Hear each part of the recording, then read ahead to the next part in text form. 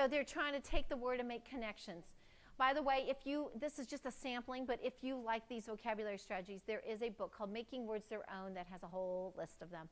My friend Linda Allen and I wrote this a couple years ago.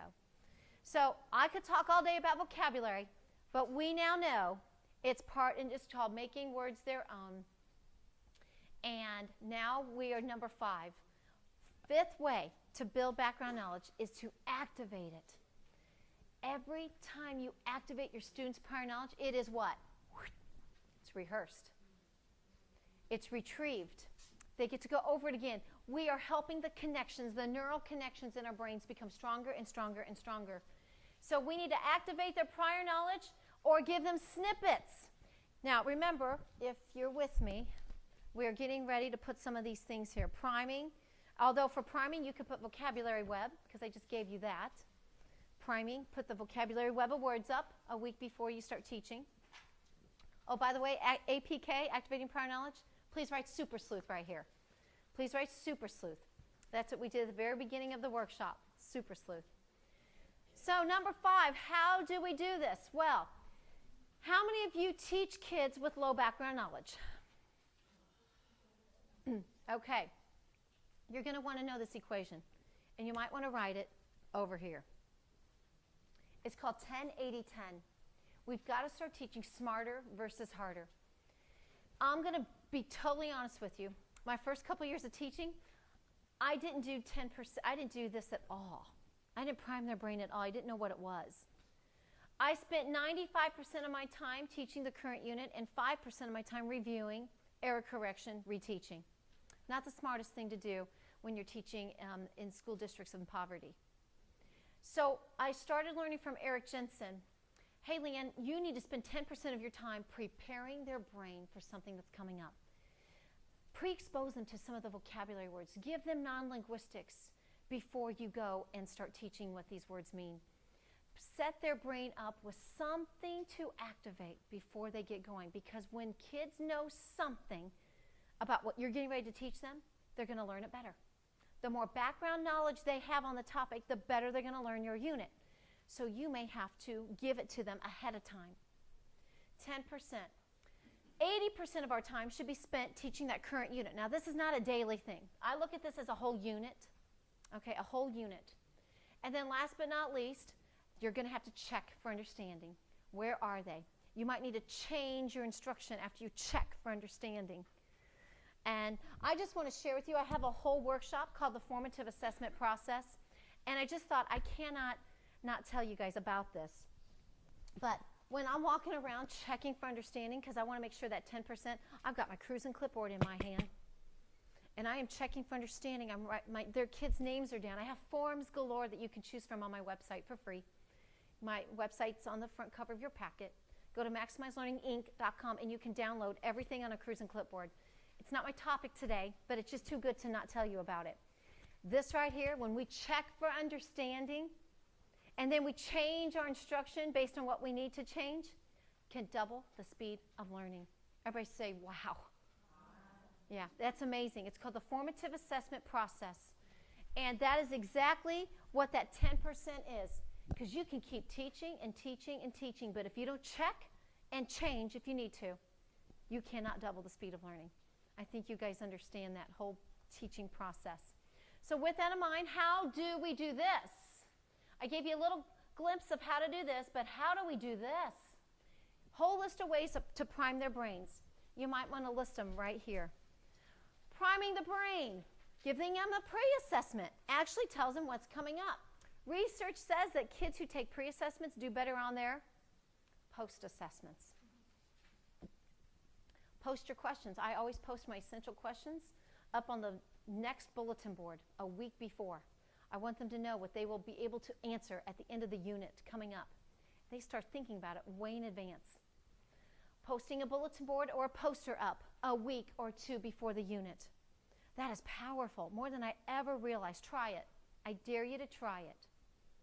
A book walkthrough. Just get a whole bunch of picture books about your topic. Ask the librarian to help you out with this.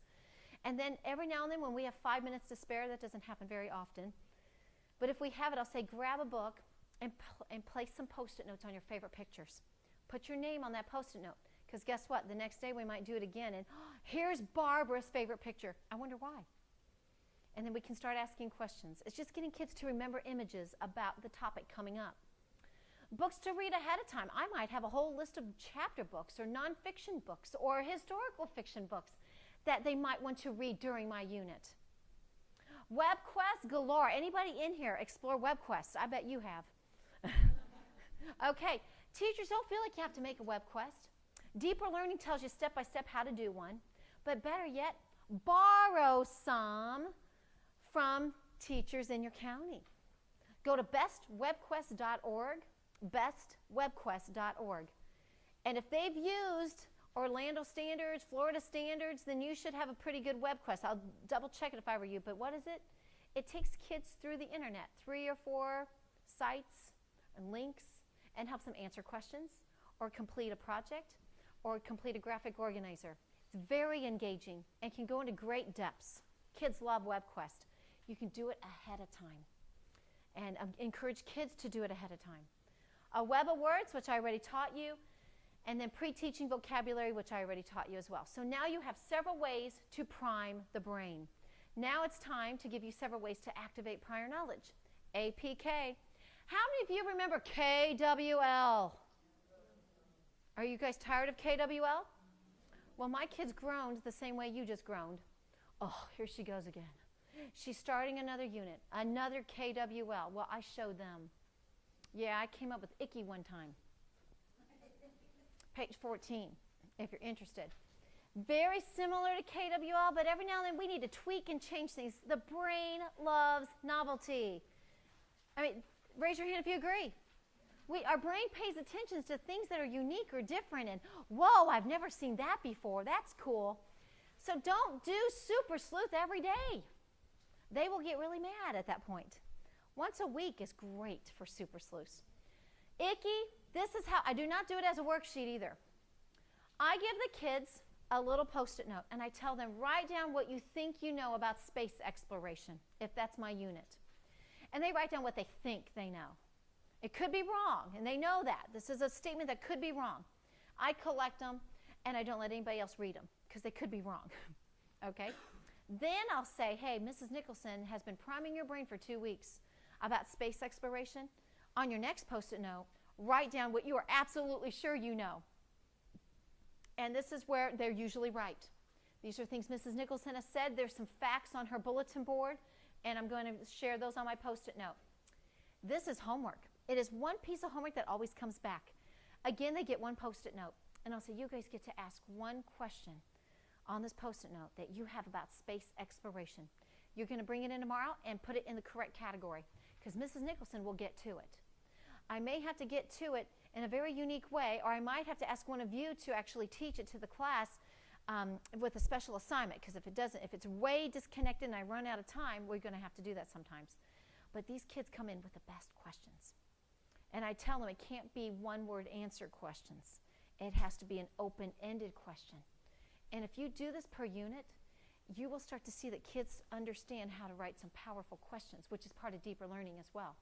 We've got to get kids to generate their own questions. It's one of the most powerful reading comprehension strategies out there. Nod your head if you agree. That's not Leanne's research. That's the National Reading Panel. Get kids to generate their own questions. We work way too hard. Stop staying up till midnight creating questions for your kids. Ask them to generate questions. That's the key to deeper learning. Okay, with that in mind, are there any experiences that you've had with the topic? If that student has not had any experiences with space exploration, then he or she can ask a friend who has. It's kind of phone a friend. I want them to share those experiences. So everyone, raise your hand if you think you might try icky or a form of icky in your classroom. Okay. What about this one, page 15? Now, I will tell you, you can use a 6-colored spinner, 6-numbered spinner, or you can just use a what? A die. Every teacher has a bucket of dice, so don't feel like it has to be a spinner. But there are 6 generic questions your kids can roll, and if they roll a 3, they've got to answer question number 3.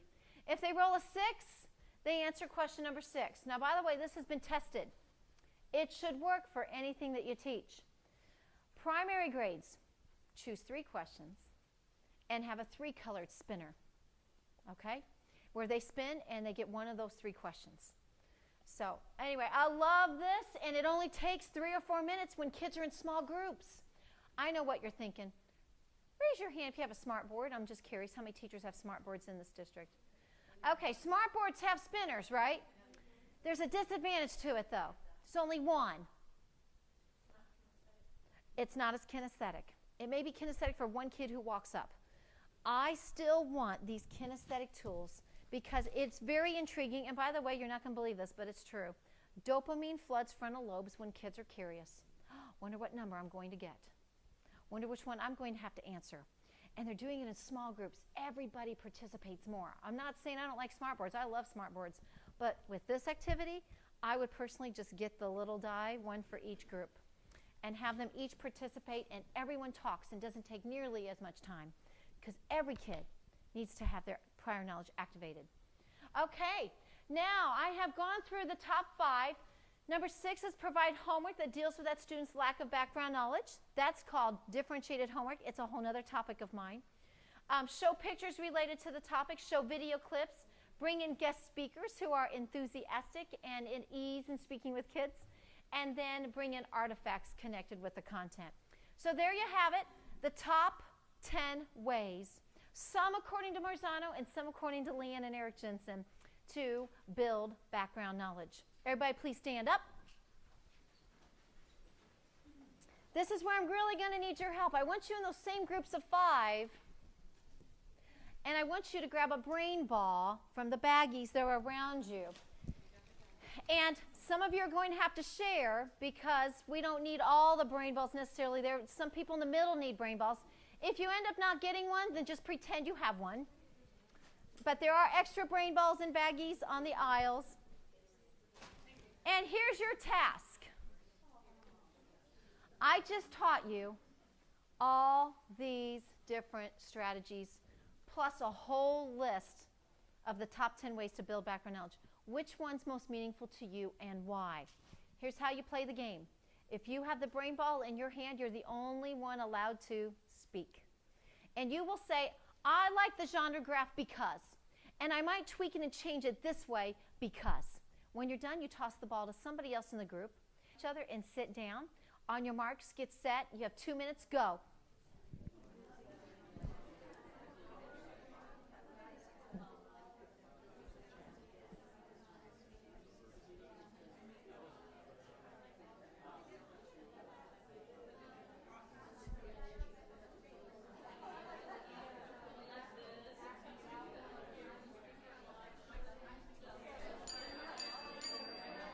Welcome back, everybody. Okay, I want to share with you what else I just did. I just modeled something. I modeled the next piece. I just gave you guys several chunks of information, but after every chunk, I gave you an opportunity to what? Chew it, talk about it, process it, do something with it. Some of you said, I'm going to do this with this. Others of you said, I'm still thinking about this fact. 10-80-10. Whew, that's big for me. Okay, so you're just still grappling with a basic piece of information, but you're trying to decide what does that look like in my social studies classroom or my high school classroom. So some of you are exploring. I gave you an opportunity to explore it where you need to, based on where you are in your classroom with implementing these strategies. So I just want to share with you the cha-cha-chas. Anybody like the cha-cha-chas? Okay, I'll spare you the dance. Is that okay? I'm going to share with you, though, a way that I teach the formative assessment process because it goes so beautifully with our next piece. It's called the cha-cha-chas because my words start with a cha. The first word is I teach a chunk of information, so please write chunk somewhere. I teach a chunk of information, and by the way, I've been doing that for the whole 2 hours almost. Little chunks, and then after a small chunk, I allow you to what? Chew it, digest it, talk about it, do something with it, do a brain ball toss, do a mind map, do a 4-choice processing activity. Then, while you're doing that, I hope that I, as a teacher, can walk around and check for understanding. I did that with a few of you, but I am limited today. I am tied to the wall. So I can't check for understanding as well as I would like. But in my classroom, I don't wear one of these. I'm walking all around that classroom, and guess what? I've got my Cruisum clipboard with me, and I'm checking for understanding, and I'm documenting maybe. And then I'm documenting, and I see that some kids aren't getting it. So I might need to change my instruction and reteach or enrich or re-explain or give more examples. You guys know that. But there are teachers who are checking, but they say, I don't have time to change it. You will not double the speed of learning if you don't change your instruction somehow. Mastery of every outcome should be our goal and help every kid get there. It truly is the way for better test scores. It's not waiting and cramming it in their heads the month before and reviewing. We want to review all along, but we're checking for mastery every day, every single day. And we're responding immediately because the brain needs to be corrected immediately if it's doing something correctly. Nod your head if you agree. Bless you. So let me do the cha-cha-chas for you again. And by the way, if you have to take this back to your schools, they will love this chant. Chunk it. I teach a bit. Chew it. They think about it. Check it. Do they know? I might have to. Change it to watch them grow. Now, aren't you glad I do not have to make you do that? I'm not going to make you do that. Okay. You want to do it? Oh, okay. I'll do it one more time, though. Chunk it, we teach a bit. Chew it, they think about it. Check it, do they know? I might have to change it and watch them grow. There you go. That is called the formative assessment process. And teachers, if you do all the CHAs, you can double the speed of learning. It's that powerful. And Robert Marzano did write a book on that. So you might be getting that book as well. With that in mind, we are now going into the chew piece. I've given you chunks and chunks and chunks and how to teach those chunks. It's now time to get to some ideas on how they can process it. How do we differentiate the deeper learning processing strategies? Well, kids have different learning styles. Can I just tell you something, though? V-A-K in every single lesson. V-A-K in every single lesson. That's visual, an auditory, and a kinesthetic in every single lesson. Yes, middle school and high school too.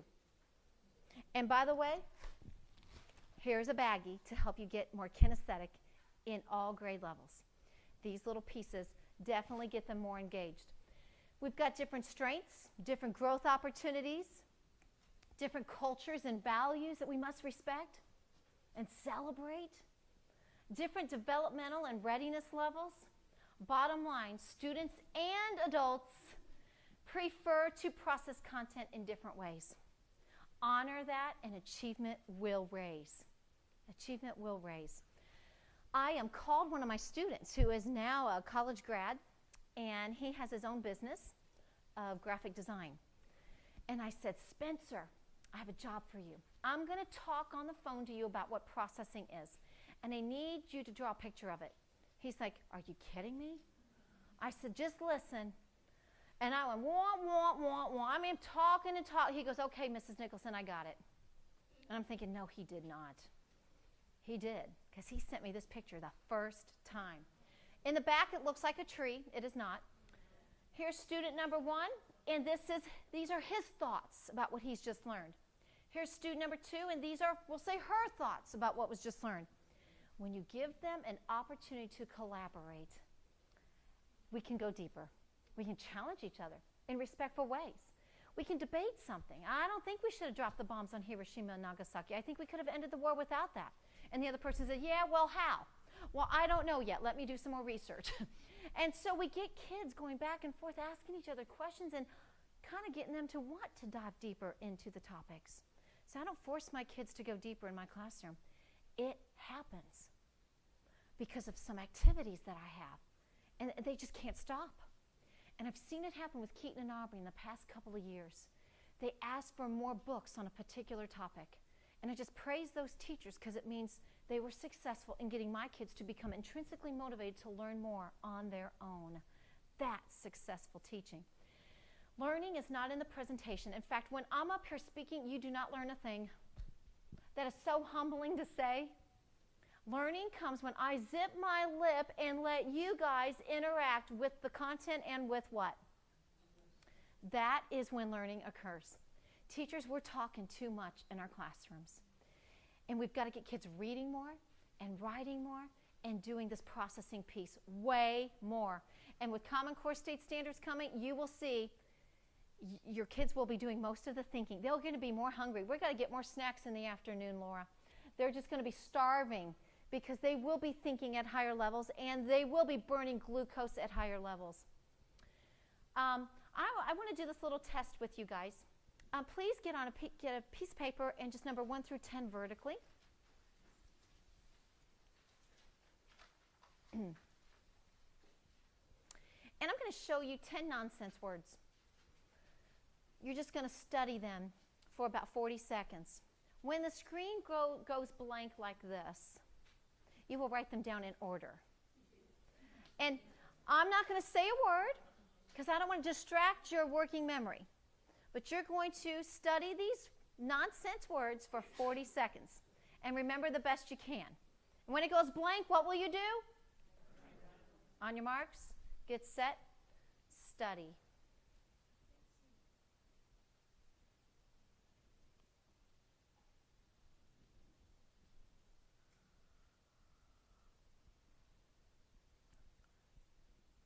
Okay, now I'm going to ask you some general questions. Please raise your hand if you have at least most of 1 through 4 correct. Notice I said most. You determine what most is.